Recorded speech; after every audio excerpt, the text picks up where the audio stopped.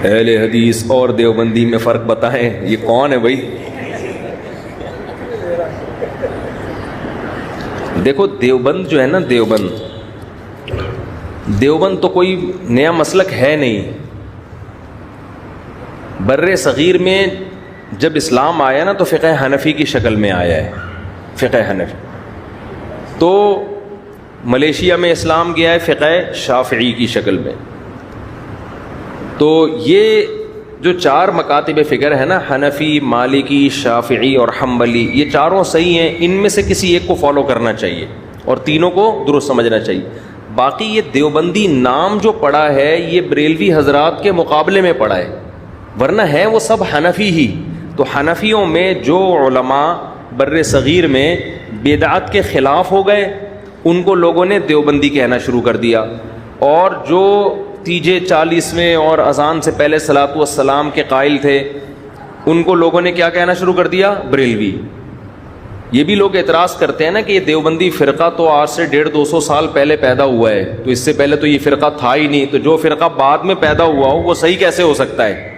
اصولی طور پر تو بات صحیح ہے کہ جو فرقہ ہی پہلے نبی کے دور میں تھا ہی نہیں وہ صحیح کیسے ہو گیا؟ تو خوب سمجھ لیں، نہ دیوبندی تھے نہ بریلوی، حنفی تھے. بر صغیر میں جب آیا نا اسلام تو فقہ حنفی کی صورت میں آیا ہے. تو اس لیے میں اپنی نسبت فقہ حنفی کی طرف کرتا ہوں، فقہ حنفی کی طرف میں اپنی نسبت کرتا ہوں. تو یہ نام جو یہ تو لوگوں نے کر دیے ہیں کہ حنفیوں میں جو تیجے 40ویں کے قائل ہیں ان کو لوگ بریلوی کہتے ہیں، جو تیجے 40ویں کے قائل نہیں ہیں ان کو لوگ کیا کہتے ہیں؟ دیوبندی کہتے ہیں.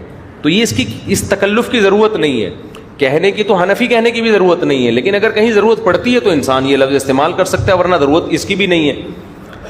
لوگ کہہ سکتے ہیں کہ فقہ حنفی بھی تو نبی کے دور میں نہیں تھا. فقہ حنفی کے مسائل تھے، نام نہیں تھا.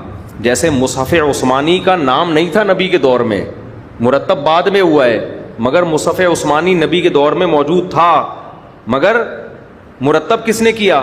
حضرت عثمان نے. تو فقہ حنفی، شافعی، مالکی یہ سارے نبی کے دور میں تھے، ان کو مرتب بعد میں کیا گیا ہے تو نام ان کا بعد میں رکھا گیا ہے. قوالی سننا شرعن کیسا ہے؟ جائز نہیں ہے بھائی. کچھ علماء بریلوی مسلک کے اس کو جائز کہتے ہیں، بس یہی فرق ہے دیوبندی بریلویوں میں. لوگ پھر اسی کی وجہ سے جو یہ چیزیں نہیں کرتے ان کو دیوبندی کہہ دیتے ہیں، جو یہ چیزیں کرتے ہیں ان کو لوگ کیا کہتے ہیں؟ بریلوی کہتے ہیں. اب آپ کی مرضی ہے بھائی، تو کیونکہ اس کی کوئی حد نہیں ہے. ہمارے جو بریلوی حضرات ہیں انہوں نے کہا کہ بھئی اذان سے پہلے صلاۃ والسلام، انہوں نے کہا اس کے ناجائز ہونے کی کیا دلیل ہے؟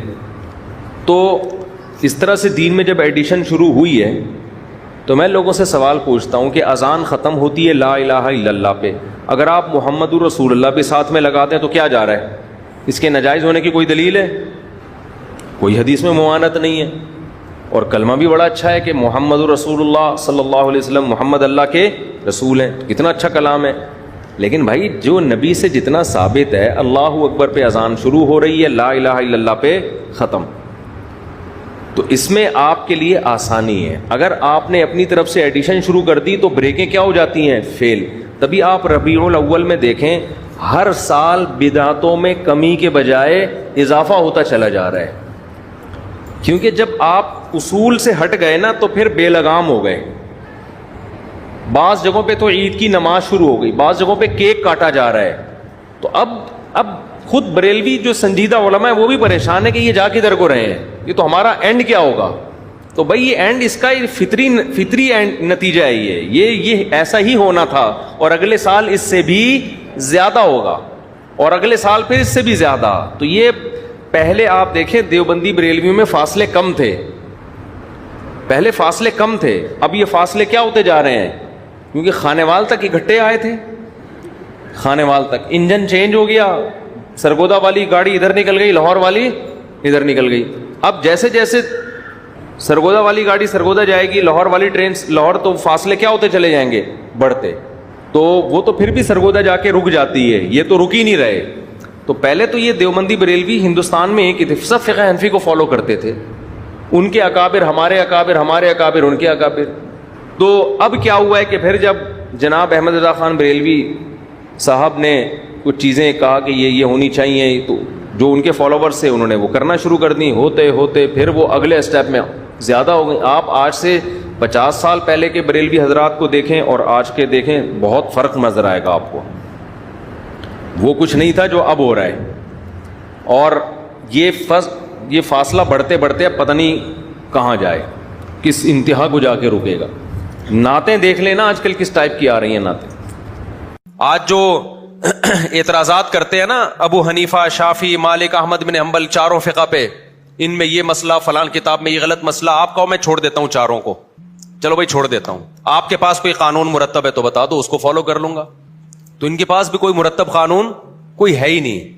وہ فوراً جواب میں کہیں گے قانون کیا, ہمارا قانون تو 1400 سال پہلے وجود میں آ گیا تھا, قرآن حدیث. تو ابے اس قرآن و حدیث سے کسی نے مسائل ریٹن فارم میں لکھے تو ہوں گے نا. یہ اب تک امت ایسی بانٹ چلی آ رہی ہے, جو اسلامی حکومتیں, خلافتیں چلی ہیں, 1200 سال 1300 سال اسلامی خلافتیں چلی ہیں, وہ کیا ریٹن لا کے بغیر چلی ہیں؟ یا جج کو اختیار تھا کہ بخاری مسلم میں دیکھ کے جب بھی کوئی کسی کے پاس کیس آتا ہے بخاری مسلم کی اسٹڈی کر کے اس کا فیصلہ حل کرتا ہے؟ کیا دنیا میں کوئی عدالت اس طرح چل سکتی ہے؟ ہمیشہ ریٹن میں ایک چیز ہوتی ہے بھئی, قرآن و حدیث میں غور و فکر کر کے ایک لا ریٹن فارم میں آ گیا. آپ جج کو دیکھو نا, جیسے ہی وکلا اور ججز آپس میں بحث کرتے ہیں تو جج فوراً, وکیل کیا کہتا ہے, فلاں کتاب قانون کی فلاں کتاب میں فلاں شق ہے, تو وہ متن پڑھتا ہے. جج کے پاس اتنا ٹائم نہیں ہوتا, نہ سپریم کورٹ کے پاس, کہ وہ ہر مسئلے میں نئے سرے سے تحقیقات کر رہے ہوں.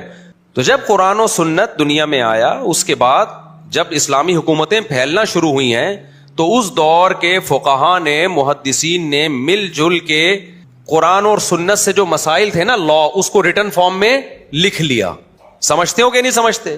عوام کے لیے ایک چیز ریٹن فارم میں آ گئی. اب آپ نے وضو کے مسائل دیکھنے ہیں, اس پہ آپ کو کتابیں ملیں گی. نماز کے مسائل دیکھنے, اس پہ آپ کو کتابیں ملیں گی. وراثت کے مسائل دیکھنے, اس پہ آپ کو کتابیں ملیں گی. تو یہ چاروں ائمہ نے یہ کام کیا, ان کا قانون مرتب ہو کے ہمارے سامنے آ گیا. ان میں بہت سی چیزوں میں اتفاق ہو گیا, کچھ چیزوں میں اختلاف ہو گیا, لیکن ریٹن میں ایک چیز آ گئی. اور ایسی ریٹن میں آئی ہے کہ صدیوں لوگ اس کو فالو کرتے رہے ہیں, صدیوں تک. اب کیا مسئلہ ہے, اب آپ کہہ رہے ہو یہ غلط ہے تو آپ صحیح لے آؤ مارکیٹ. آپ کہہ رہے ہو میں صحیح ہوں, میں قرآن حدیث کی بات کرتا ہوں, تو بھائی آپ جو بات کر رہے ہو وہ الگ ہے, وہ والا کیا کر رہا ہے, وہ قرآن حدیث کی بات کر رہا ہے, وہ کیا ہے, وہ الگ ہے, وہ والا کر رہا ہے الگ ہے. تو آپ مل جل کے